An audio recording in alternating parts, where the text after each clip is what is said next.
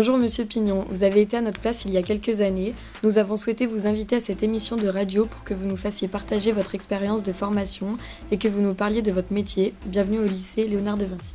Pourquoi êtes-vous parti dans cette filière ? Je suis parti dans la filière de l'immobilier puisque c'était un métier qui m'intéressait, j'ai fait des stages dedans. J'ai pu faire un bac plus 3 en immobilier, donc histoire de voir quand même si ça me plaisait bien, en alternance. Donc voilà, c'était un métier qui m'a toujours intéressé, donc j'ai voulu voir ce que c'était, en me spécialisant pour un bac plus 3. Ok. Où avez-vous fait vos études ? J'ai fait mes études, donc après le bac STMG, je suis parti à Saint-Étienne, à la Métard, faire un DUT en technique de commercialisation, donc un bac plus 2. Et puis je suis parti à Lyon à faire un bac plus 3 en gestion et négociation immobilière à l'IMSI Lyon, à Vèze. Pour vous, qu'est-ce qui vous a semblé compliqué dans le BUT ? Dans le BUT, ce qu'il faut avoir, c'est de la rigueur. Il y a quand même beaucoup de cours, beaucoup d'heures de cours. On avait une demi-journée, nous, à l'époque, où on était, entre guillemets, tranquille pour pouvoir réviser. C'était le jeudi après-midi. Donc il fallait faire tous les travaux de groupe, les révisions perso pour les partiels, chaque matière. Et puis après, tous les travaux, les mémoires de fin d'année et les rapports de stage. Donc il faut quand même un petit peu de rigueur, il n'y a pas beaucoup de temps libre, on va dire la semaine, donc il faut travailler le soir et quand même le week-end un petit peu. Ok. Quel BTS conseillez-vous pour être agent immobilier ? Celui qui veut vraiment faire de l'immobilier peut faire un BTS profession immobilière. Après, c'est vrai que aujourd'hui, ce qui n'est pas intéressant de faire plutôt un BTS, enfin du moins un bac plus 2, qui vous ouvre pas mal de portes, plutôt dans l'aspect commercial, et se spécialiser en bac plus 3 en immobilier. Comme ça, au moins, si jamais les métiers de l'immobilier ne vous plaisent pas, vous pouvez toujours vous recycler sur d'autres métiers. Ok. Après, si vous êtes sûr à 100% de vouloir faire de l'immobilier, le BTS profession immobilière, c'est super. Quelles sont les qualités requises pour être agent immobilier ? Comment décrivez-vous le métier d'agent immobilier ? Les qualités, il faut quand même... Je ne sais pas trop si c'est des qualités, mais disons il faut être assez à l'aise à l'oral. Il faut aimer le relationnel. Il y a des choses qui s'apprennent, d'autres qui ne s'apprennent pas. Donc tout ce qui est relationnel avec les clients, il faut avoir quand même une approche assez rigoureuse là-dessus. Après, le métier d'agent immobilier, ça reste quand même beaucoup de prospection, ça reste beaucoup d'administratif. Il faut aimer le droit quand même aussi, puisqu'il y a des notions à avoir et auxquelles on ne peut pas passer dessus. Donc il faut aimer être au contact des gens. Et puis après, le but c'est de réaliser leurs projets. Avez-vous toujours voulu faire ce métier ? Toujours voulu, moi dans l'idée, le commerce m'a toujours intéressé. Après, effectivement, quand on sort d'un bac, on ne sait pas trop dans quoi on veut partir. Pour le coup, quand j'ai fait mon DUT en technique de commercialisation, on a fait des stages, donc c'est vrai que c'est bien aussi parce que ça vous montre ce que vous aimez et au contraire ce que vous aimez pas, donc c'est très bien.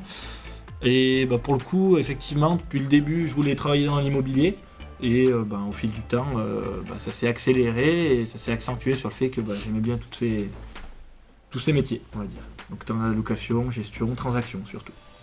Quelles sont les difficultés de votre métier ? Des difficultés, il y en a comme dans tout métier. Pour nous, il faudra être assez rigoureux pour la prospection parce que ça va être certainement 70% de notre temps.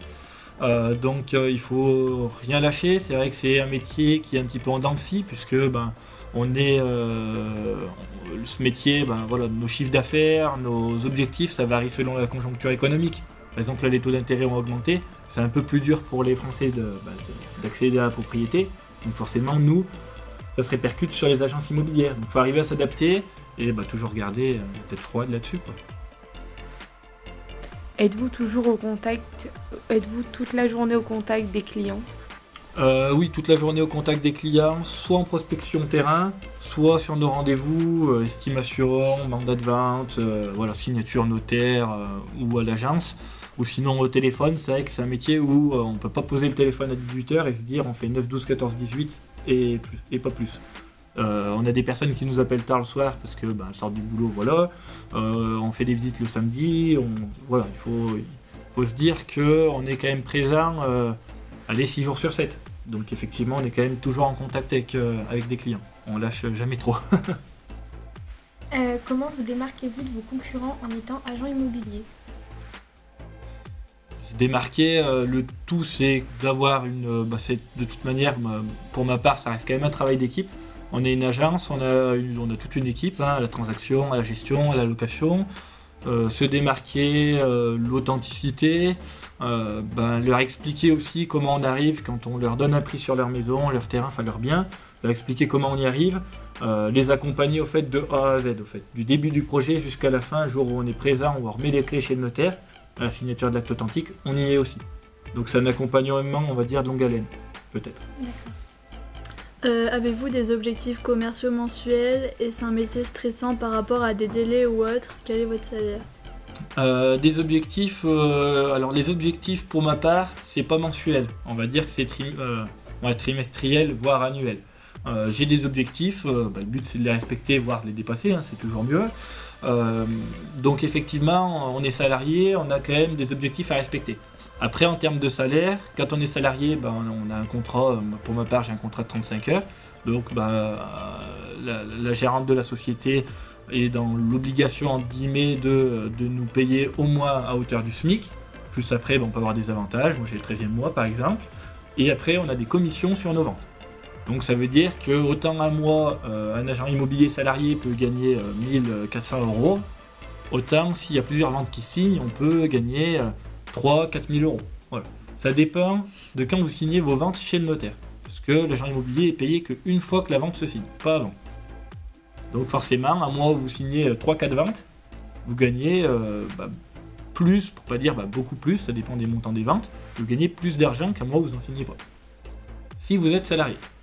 Si vous êtes sur un statut auto-entrepreneur, du moins agent commercial, là c'est un autre statut, c'est plus compliqué, vous avez des commissions plus grosses, mais vous n'avez pas de fixe, grossièrement. Voilà. Pouvez-vous encore évoluer professionnellement parlant? Pensez-vous faire ça toute votre vie? Évoluer, oui, on peut toujours évoluer. Moi, je vais attaquer ma 4e année dans l'immobilier. Aujourd'hui, je suis conseiller transaction. On peut encore évoluer en tant que responsable, enfin du moins manager d'équipe, responsable transaction, responsable d'agence, gérant de société, donc on peut toujours évoluer. Après, est-ce que je vais faire ça jusqu'à la fin de ma vie? Je pense que j'en ferai le plus possible. Pour l'instant, ça me plaît énormément, donc il n'y a pas de raison que ça s'arrête. Après, je ne serai peut-être pas conseiller transaction toute ma vie. Le but, c'est d'évoluer, c'est éventuellement avoir mon agence, voilà. Mais forcément, ça viendra avec le temps. Pourquoi avez-vous eu envie d'enseigner une licence? Honnêtement, c'est l'opportunité qui s'est présentée pour être professeur intervenant. Moi, j'ai toujours bien aimé faire des interventions. Du coup, avec Madame Bouchard, pour les terminales, ça fait déjà quelques années. Là, on m'a proposé de dispenser quelques cours. Alors, c'est pas énorme, c'est un module de 18 heures de cours à l'année. Donc voilà, ça va me faire 3-4 mois. Donc l'opportunité s'est présentée. Moi, ça m'intéressait bien. Ça permet d'avoir une petite activité complémentaire. On en apprend toujours. Donc, j'ai bien aimé le cours. Avez-vous une anecdote à nous raconter? Une anecdote sur de l'immobilier, honnêtement je pourrais en avoir beaucoup sur les métiers d'immobilier, soit en transaction, soit en location. C'est plutôt sur des points de vue juridiques qui des fois malheureusement sont pas respectés. C'est pour ça qu'on est là nous aussi en tant que gestionnaire de biens et puis en tant que professionnel on va dire dans le métier pour forcément réglementer tout ça. Des anecdotes peut-être avec certains de mes vendeurs ou acquéreurs où maintenant on est obligé de notifier que quand on vend une maison, il faut laisser tout ce qui est mobile dans le bien. Vous vendez votre maison, vous repartez pas avec les WC. On nous a quand même posé la question sans pouvoir répondre. Donc voilà. Merci beaucoup de votre venue à Cosmic FM, Monsieur Pignon. Nous avons été ravis de partager ce moment avec vous, ainsi que votre expérience. Nous vous souhaitons de la réussite dans vos affaires et nous vous souhaitons une bonne journée. Merci à vous, bonne journée.